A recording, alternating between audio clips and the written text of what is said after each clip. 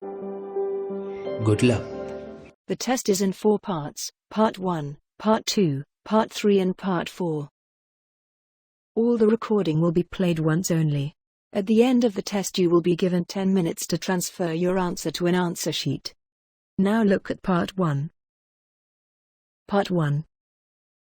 You'll hear a conversation between Alan and Gianna, the office counsellor of a company. First, you have some time to read questions 1 to 6.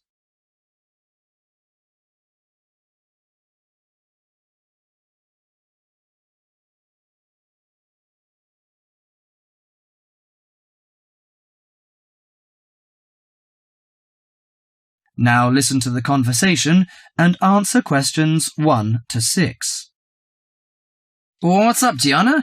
You look like you're in bad shape. Yes, maybe I'll get sick leave from the boss and finally catch up on some sleep. I've barely eaten and slept in days. Those are warning signs of occupational stress. How are things at work? Terrible. After all the layoffs lately, the workload is totally overwhelming for everyone that's left. So I spend every waking moment in the office. I'm kept busy all the time. So you need to take a few minutes break every so often to clear and refresh your mind. But my boss will complain I'm not hard-working. She's so capricious that you can't predict her reaction sometimes. Maybe your boss just doesn't have a clue about how much you're really doing. Keep her updated on your achievements and projects. Also insist that she prioritize everything so you can manage your time better. That's right. I suppose that would help me regain some sense of control, but I'm afraid that she'll take that as a sign of laziness and give me the axe. So take the initiative and hit the job hunting trail now. You'll be surprised at how many opportunities are out there. Well, that's encouraging. Anyway, you should cheer up and get rid of the situation. You know, according to a survey, about 40% of all people find their work very stressful, and 25% develop mental or physical diseases.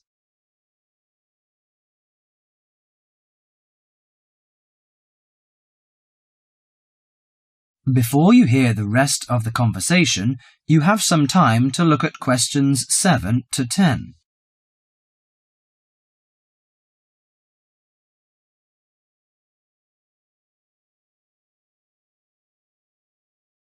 Now listen to the conversation and answer questions 7 to 10. So serious? I didn't know that. How do the problems start? You know, they start when conflicts at work induces stress. Your body reacts by flooding the bloodstream with hormones that tense up your muscles and increase your blood pressure.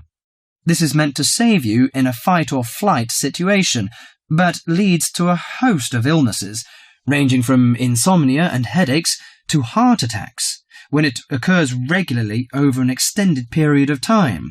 What should I do to prevent such things happening? Well, most occupational stress is attributed to a recognized lack of control. You should act in advance to relieve the problems. For example, you should actively pursue career opportunities rather than quietly worry about getting fired.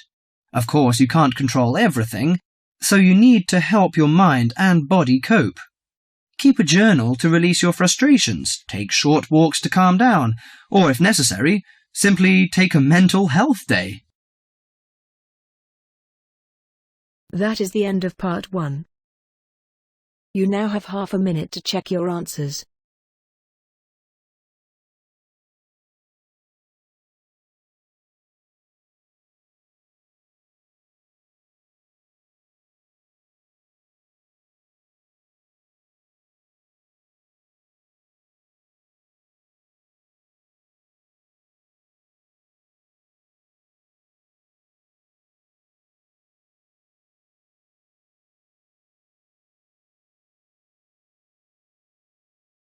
Now turns to Part 2. Part 2. You will hear a talk on New Zealand radio about an art sale which is being held to raise money for charity. First, you have some time to look at questions 11 to 13 on page 10.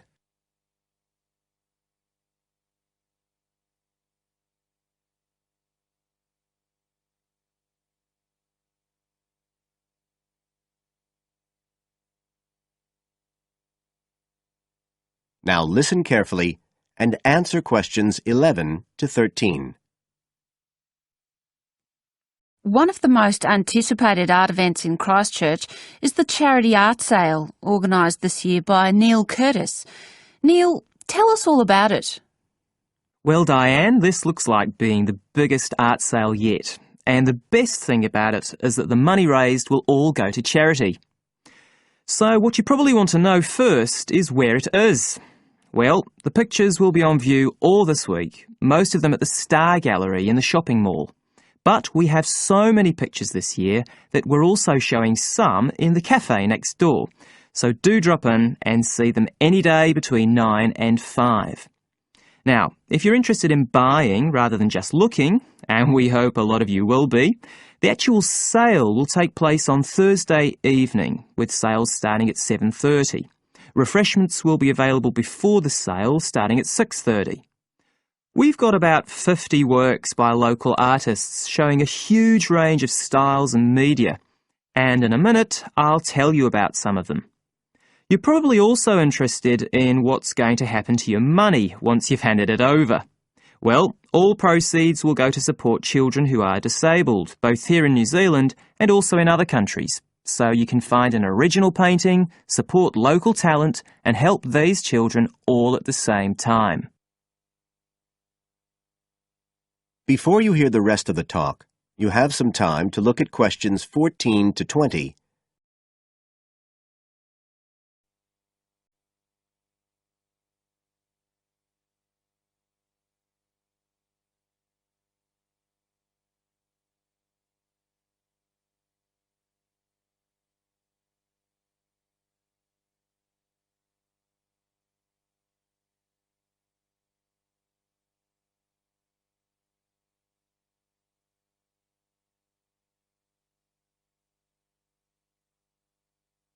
Now listen and answer questions 14 to 20. Now, let me tell you a bit about some of the artists who have kindly agreed to donate their pictures to the charity art sale. One of them is Don Stubley, who has a special interest in the art sale because his 5-year-old daughter was born with a serious back problem. After an operation earlier this year, she's now doing fine, but Don says he wants to offer something to help other less fortunate children. Don is totally self-taught and says he's passionate about painting. His paintings depict some of our New Zealand birds in their natural habitats. One relative newcomer to New Zealand is James Chang, who came here from Taiwan 9 years ago at the age of 56. Mr. Chang had 13 exhibitions in Taiwan before he came to live here in Christchurch, so he's a well-established artist, and art has been a lifelong passion for him. His paintings are certainly worth looking at. If you like abstract pictures with strong colour schemes, you'll love them. Natalie Stevens was born in New Zealand, but has exhibited in China, Australia and Spain. As well as being an artist, she's a website designer. She believes art should be universal, and her paintings use soft colours and a mixture of media. Most of her pictures are portraits, so watch out, some of them may even be friends of yours. And then we have Christine Shin from Korea. Christine only started to learn English 2 years ago when she arrived in New Zealand, but she's been painting professionally for over 10 years, and she sure knows how to communicate strong messages through the universal language of art. She usually works from photographs and paints delicate watercolours, which combine traditional Asian influences with New Zealand landscapes, giving a very special view of our local scenery. Well, that's all I have time to tell you now, but as well as these 4, there are many other artists whose work will be on sale, so do come along on Thursday. We accept cheques, credit cards or cash. And remember, even if you don't buy a picture, you can always make a donation. That is the end of part 2. You now have half a minute to check your answers.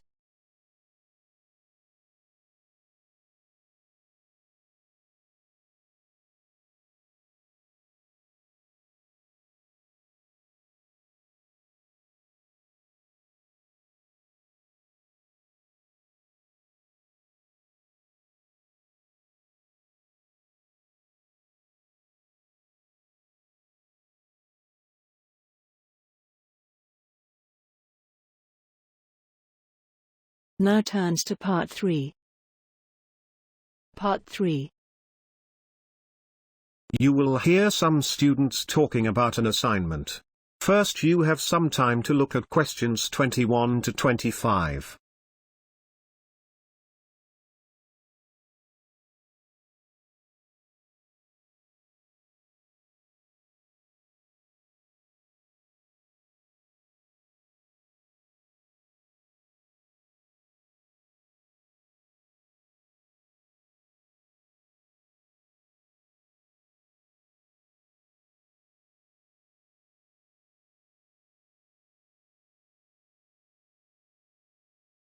Now listen carefully, and answer questions 21 to 25.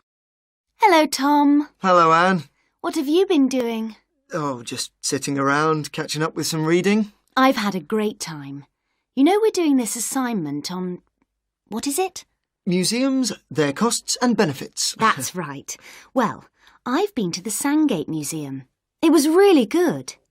These local museums are really interesting because they connect people with the history of one special place. We all know about kings and emperors and battles and wars, but local museums tell us about the everyday lives of ordinary people, and that's why they are so important. I'm not so sure about that. I think they are of interest, but they're so small that they can't give a true picture. They do their best. I don't really agree. They do give a true picture, but perhaps not a full picture. It's the truth, but not the whole truth. I think the smallness is the number one problem. Because they're small and local, they attract few visitors. That's why they have so little money. And because they have little money, they can't buy or maintain many really interesting exhibits. As a result, the shop is almost as big as the museum to try to raise money by selling souvenirs, postcards, sweets and so on. I think they find it difficult, but not impossible. And don't forget, they get a lot of their exhibits free from local people. There was this boat, for example, that was fantastic. Really? What was that? There was a massive fishing boat, a real one, about 100 years old, and you could walk on it and get the feeling of what fishing in those days was really like. Sounds quite good. But I've always found that these kinds of museums are a bit dingy. For example, the display cabinets are so dark that you can hardly see the exhibits, and the labels are sometimes difficult to read. Before you hear the rest of the conversation, you have some time to look at questions 26 to 30.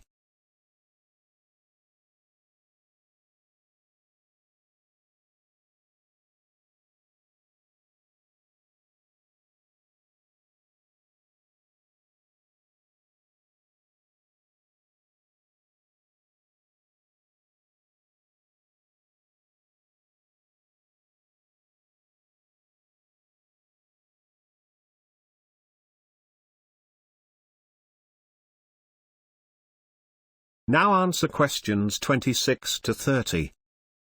So coming back to our assignment, what we've got to decide is whether these museums should be funded by the government or just by local people. I think it depends entirely on what kind of museum it is. How do you mean? Well, take local history museums. They are small, so they won't survive without financial support. But that should come from the local authority, since only people in that area or tourists will visit it. I agree, but what about big natural history museums? Surely they should get money from the central government. Why? Children who want to learn about nature can go out into the countryside with their school teachers. They could survive from donations, and they get loads of visitors anyway. The state should spend more on science museums, since not enough people are studying science these days. I'm not so sure, but I do think a sort of museum which should not get public funds is the craft museum. Yes, like museums of cotton weaving. Yeah, which are of interest to only a very small number of people, and they should pay for it. I agree, but a working farm is a different thing again. That's something from the past of all of us, and so it's important to the local community. Kids can learn a lot too. That's the sort of thing that the local government should be spending its money on. Yes, I agree. Well, I think we've got plenty of ideas for our assignment. That is the end of part 3. You now have half a minute to check your answers.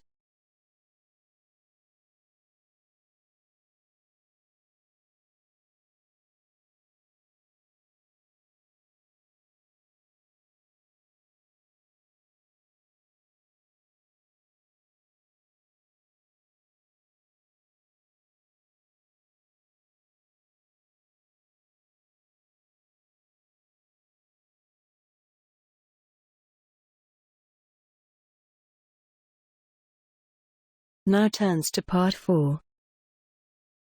Part 4. You will hear a lecture on the research on teen brain. Now you have half a minute to read the questions 31 to 40.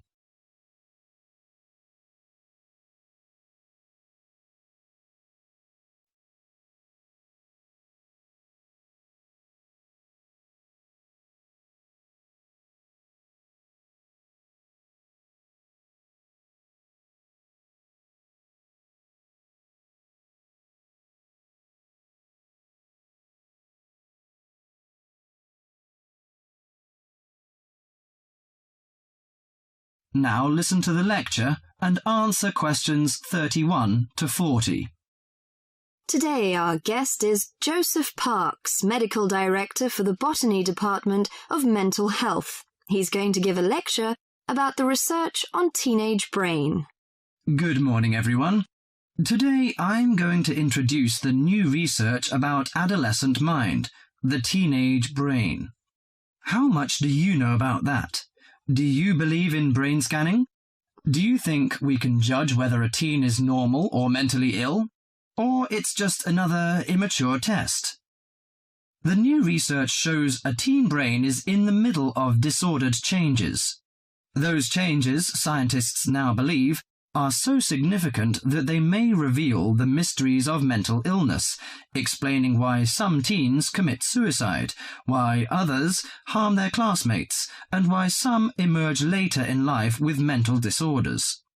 The research looks forward to a day when teens could be tested for suicidal depression as easily as they are for heart disease. But there are signs that society and parents in particular would reject such a tool. Many parents question the validity of a mental health diagnosis. They fear that their children will be falsely tagged with a mark that he or she is abnormal. At the center of the debate is the teen brain, its confusing architecture, and the difficult question of what's typical in a teen and what's not. Under the old thinking, the adolescent brain was fully formed, needing only to be filled with facts, figures, and experiences to become an adult mind. At the same time, many people rejected the idea that young people were even capable of developing mental illnesses. However, the new research shows a teenage brain is an organ in transition. It has an unstable and vulnerable composition. The evolving teenage brain clearly isn't adult-like until the early 20s. If teens act young and stupid, it may be because brain areas that govern rational thought are not mature yet. All that is fine when the brain develops normally. But if the teen brain fails to successfully reinvent itself as an adult brain, mental illness may happen. Researchers increasingly believe if that process stops for some reason, teens are likely to develop mental illness. Early warning signs might be disregarded, as adults may think them the typical teen behaviors. Perhaps the chief hope of the new research is that it could make a difference for teenagers suffering from mental disorder and major depression. These can lead to suicide, which for years has been the leading cause of death for teens. Until recently, scientists couldn't peer into living brains to look for changes associated with normal development or mental diseases. That is beginning to change as researchers develop ever more sensitive brain scanners. However, the composite pictures are somewhat misleading. A snapshot of an individual brain may fall somewhere between normal and mentally ill. For now, psychiatrists and psychologists must still rely on interviews and observations of children's behaviour to diagnose mental illness. That is the end of part 4. You now have half a minute to check your answers.